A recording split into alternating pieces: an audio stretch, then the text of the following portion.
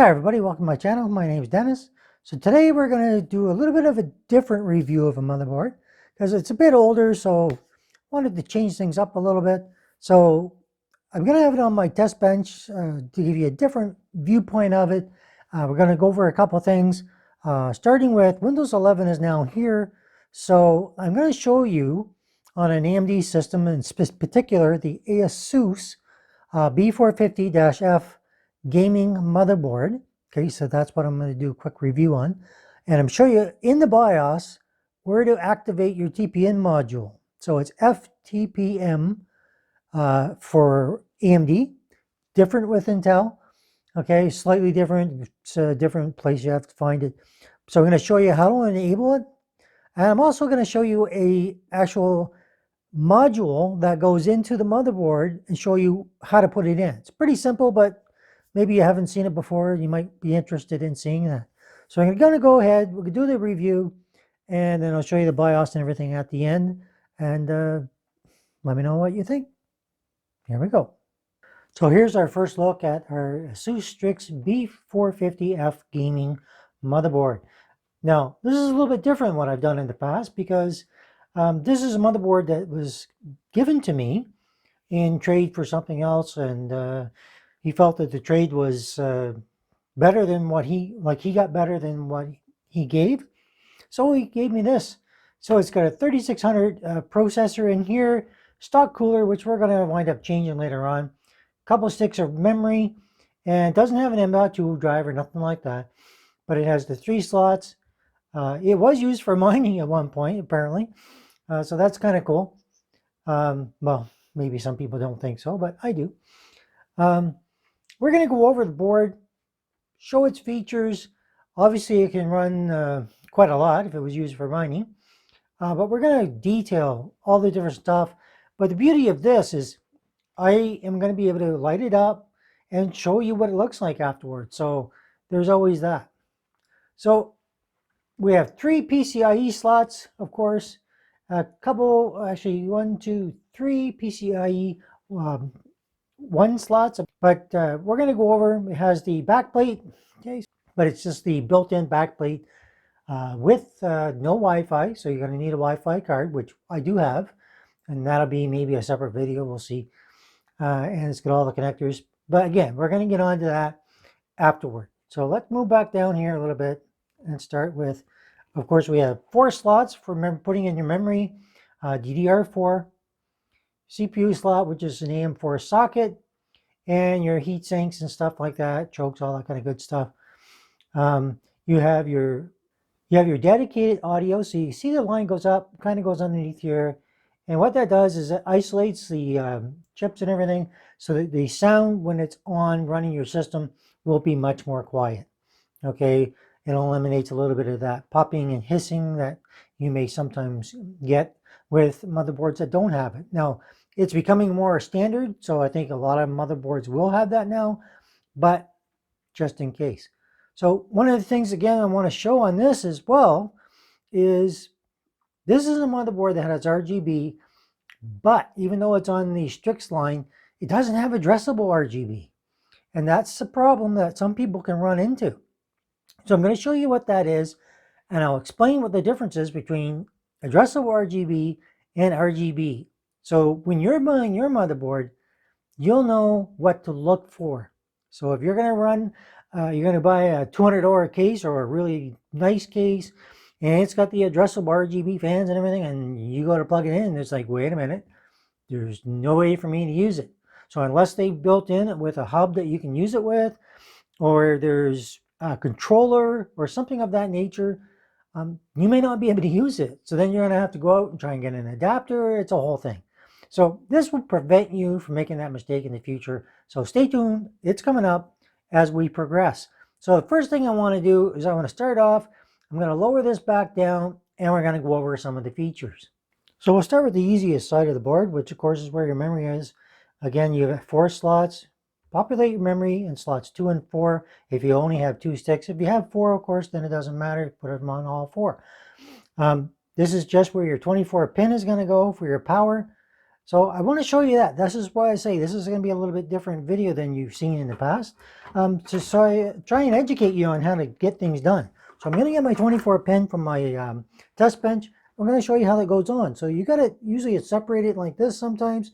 So you put them together, make sure you line it up. You got that little tab right here, and you'll see there's a little tab here. So putting it on is pretty simple. Line it up.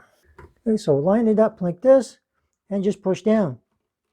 And you should, maybe not always. Sometimes you can hear it click, but I've used this quite a few times and maybe it's just not doing it. But if it's all the way down, and if you're not sure, pull on it. Just kind of brace it a little bit. If it comes off, then it's not clicked in. And you can actually physically check here. Okay, you can physically check here. So push it down. You should see a good seal.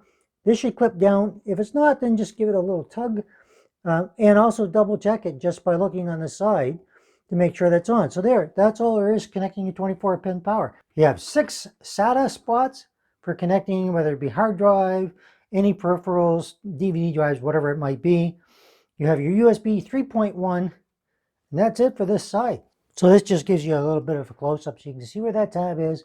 It's down underneath, so it's locked in place. It's not going to come off. That's where you're going to want it. Okay. So on this side of the board, we just have our 8-pin CPU for the power. That's going to plug in. I'll show you how to do that as well. Remember this little lip right here. Okay, that's what you want to make sure you go down underneath and that it's fully inserted. So it's good. We've got our CPU fan plugged in. And this right here is our RGB. So you notice there's 4 pins. If it's addressable RGB, there'll be this pin right here. So that'll be missing. So you're only going to have 3 pins. So with 4 pins, it's 4 pins, 12 volt to power RGB, RGB strips, all that kind of good stuff. But when you have addressable RGB, it's going to be 5 volt and you're going to have 3 pins. So just keep that in mind. So if you're looking on a motherboard, you may need to have one or the other and just check, see if it's got it. Check in the specifications. See if you've got a 4-pin and a 3-pin. See if it says RGB and addressable RGB. A lot of times if they have it, they will go into the kind of brag it up in a little bit so you'll buy that board because of the extra feature. And I have a lot of people ask me that same question. Well, what do I do? I can't plug it in. And why can't I plug it in? And the reason being is because it only has the RGB. It doesn't have the addressable RGB. In fact, this motherboard has 2 RGBs. They could have easily made the other one addressable RGB and made it a much rounder, better motherboard, in my opinion. So just keep that in mind. That's what you want to be looking for. So that's what you want to pay attention for. Not to mention there are other factors now with Windows 11 coming. I'm going to show you where the TPM module will go. And I'm going to show you what a TPM module looks like. So now we get on to the most important side of the motherboard, the one that makes the most difference to you when you're building your system. Okay, so we have our front panel connectors where everything's going to go here. We have a system fan header, a second one here, and we have another RGB. Remember I mentioned there was 2. So when you look at this, okay, if you look up close, on the left-hand side, it'll say 12 volt. And there will be an arrow on any cable you're going to plug into it. And that arrow goes toward the 12 volt pin. You want to clear your CMOS, you can short the pins here. So when we move on a little bit further, of course, we have a couple USB ports.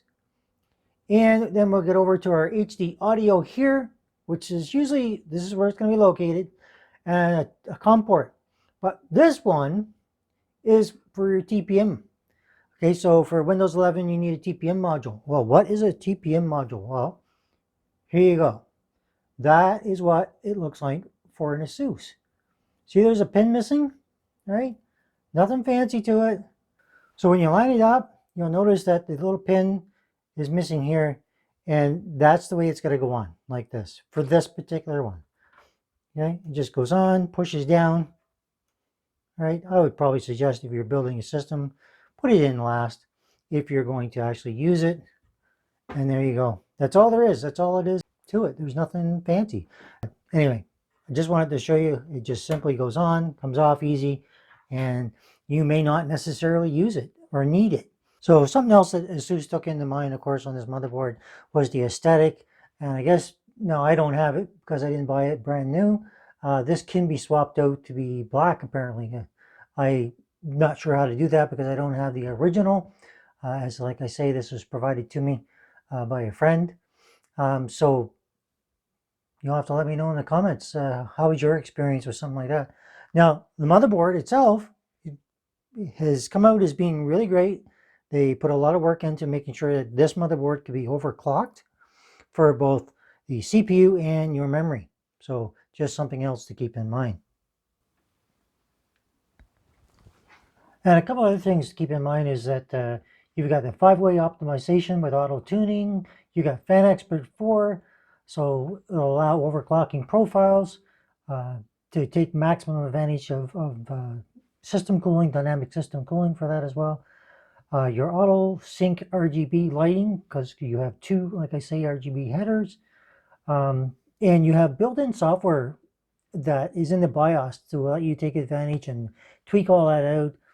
The HD audio I pointed out is the Supreme FX S1220A. So it's got Japanese capacitors, has the pre-mounted I/O shield, attention to detail. And don't forget that it's got Windows 11 OEM ready. And yeah, I mean, a lot of people are going to be looking for this board lately now because it's kind of more of a budget board. And it'll allow you to go to Windows 11 without any problems. I'm going to try and show you that in the BIOS if I'm able to. So we'll get on to that in a little bit here. And of course, I showed you how to do the 24 pin. So here's your 4-pin by 4-pin. Two of them go together. All right. So that forms your 8-pin. And you got the little tab again and your tab down here. So you want to line those up. And when you put it in, just line them up. Okay, make sure they're in there good. You'll hear that little click. And now that tab's down. You should hear that click most of the time, but sometimes you just don't hear it. So that's all there is to doing that. Basically, we have power to our motherboard now. We have memory. Okay, so talking about the M.2 drives, I just want to point that out. So you have one slot here, and you have a second one right here. Okay, so one thing I just want to mention is I keep calling fan headers, system fan headers. It's not the actual name. So the actual name is chassis fan connectors. So, you know, that's the proper name. I've always referred to it as system fan headers because, I mean, they're fan connectors, you know, that's what they're for. They're actually called chassis fan connectors. So for those of you that are very technical and they want the actual technical name, there it is for you. So your M.2 slot, the one that I was looking at, the longer one, supports devices up to the 22110. All right. So whereas the first slot, which is your M.2, goes up to 2280. So first time I'm seeing that, but hey, good to know. Now, another thing to keep in mind, and this is the Strix B450-F Gaming. Now, there's a newer version of this motherboard out, which of course is going to be probably the one you want to get. Check for the RGB and see if it's got addressable RGB on it now. Maybe it does, hopefully it does. But it's the Asus Strix B450-F Gaming 2. Okay, so keep that in mind. That's the one you want. You want the Strix B450-F Gaming 2. That's the motherboard you want to be looking for now if you're going to get this motherboard to do a system build with. Okay, so just to go over the PCIe slots. So you got 3 graphics slots. First one, PCIe 3.0. All right, and this is times 16. If you break it down to more than one graphics card, it's times 16, times 8, times 8. Then you have your PCIe 1, and you have 3 slots of those, and that just pretty much points out what's on your board. Now, you also have chassis fan 1 here, and a second one here as well. So that pretty much covers, I think, most of everything on the board. I don't think there was anything I missed. So I think what we're going to do now is get to the back of the board, show you the back of where the I/O shield is already pre-installed. Go over that, and then we're going to boot up to the BIOS and have a look at everything. Okay, so starting on the left, on the top, you've got your PS2 keyboard mouse combo port, followed by your HDMI 2.0A port, display port. You've got 2 USB 3.1 Gen 2 ports, type A, which are the red. You get 4 USB 3.1 Gen 1 ports, and one of them was Type C. Okay, so the 3 times Type A are in blue, and the red was the other two Gen 2 ports. And you have 2 USB 2.0 ports. You have 1 anti-surge LAN RJ45 port. Your optical spiffed out, and 5 audio jacks, as you can see them there. So just to reiterate, so the 2 blue ones here and the 2 red ones are here. And of course you have another one up here. So just to go over those again, so the 2 USB 3.1 are the red, 3.1 Gen 2, and the 4 USB 3.1 Gen 1 ports are the blue. Okay, so you have 3 that are Type A, and of course then you have your 1 Type C port. And of course you have your 2 USB 2.0 ports, just to make sure I've said that correctly. So now we're going to boot up. We're going to plug in our power supply, turn it on, and we're going to look and see what happens when it comes up, so you can see the BIOS, all that kind of good stuff. And we'll go from there. Okay, so of course, in order to get the thing to come up and show you the BIOS and everything, I had a graphics card, so it's a 1660 Ti GTX, and memory is already set at the rainbow colors, which is the default. You can see the lighting on here. I think that's pretty much it. Now on the memory, on the motherboard rather, on beside the memory, just down in this corner here, you have the LED codes. So those will come up and give you some information on if something goes wrong. Okay, so our BIOS obviously did come up. Now, here's the thing, some of you may not know. I have no hard drive in this, nothing connected, no M.2, anything. So you don't need that in there to bring it up to your BIOS. I'm sure there may be some people that just don't understand that or are not aware of that. So I'm just pointing that out. And we're going to go for turning on the TPM module. I'm just going to show you where that's at. So you're going to go under Advanced. And you're going to find AMD fTPM configuration. Click it. Now you got firmware disabled and erase TPFM NV for factory reset enabled. But you would want to go here and enable it. BIOS information. There we go. It's right here.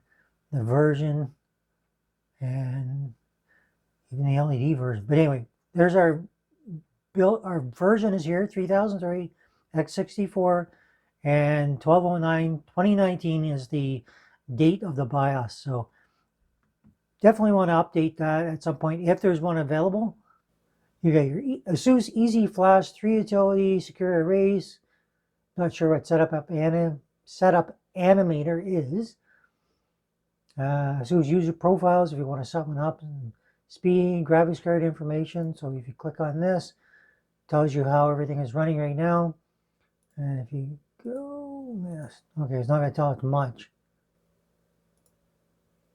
So in memory frequency under my favorites, you can go in and set up whatever the speed of your memory is, which I don't even know what mine is, to be honest, so I'll have to check that out later.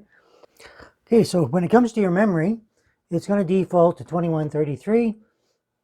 You want to go to AI Tweaker in your BIOS, right here. Go to AI Overclock Tuner.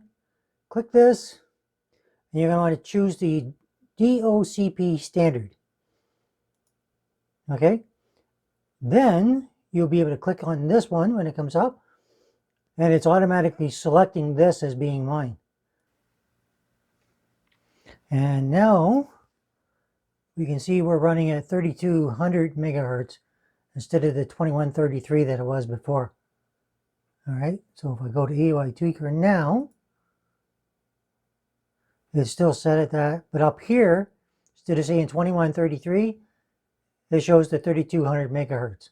All right, so pretty good. That's all we needed to do for that. We already showed you the TPM module. Okay, so it was under Advanced here, and click on that one. Go over here, and on the top one where it says Disable, just enable it. So That's if you want to get everything set up and go for Windows 11. At least that's going to get you on your way. All right, everybody, so I just wanted to show you a little bit of a different look at going over a motherboard review. Okay, I think I covered most things. I didn't show the back of the motherboard, but this motherboard's been around for quite a while. You're going to want to look, like I said, for the B450-F Gaming 2. Okay, so that's the newer version, updated, and you probably won't have to worry about BIOS updates and stuff for the 5000 series CPUs. This one you probably do, it's version 1.01. So I probably would, if I would switch to a 5000 series CPU, I would probably need to update the BIOS before I do that. So I wanted to go into the BIOS just to show you, you don't need a hard drive to go into the BIOS. It just will go there automatically. You can change some settings and all that kind of good stuff. You can do your memory. Showed you where to do the TPM module if you want to turn it on, activate it for Windows 11. Which I am not doing right now for a little while because it's just too many things going wrong, it seems like. But hey, maybe I'll just check it out. I'm going to check it out anyway, just to get my own take on it. I know there was problems in the beginning with AMD being a 15 to 17% lower performance, but they say they fixed that, so let's hope they have. If you have any questions, fire them my way. And hope you enjoy it. All right, everybody, so hope you like that video. If you like it, hit that like. If you don't, you know what to do. If you're new here, think about subscribing. Think about hitting that join button. Helps to support the channel. So, thanks for checking it out. Have a good day. And as always, thanks for watching.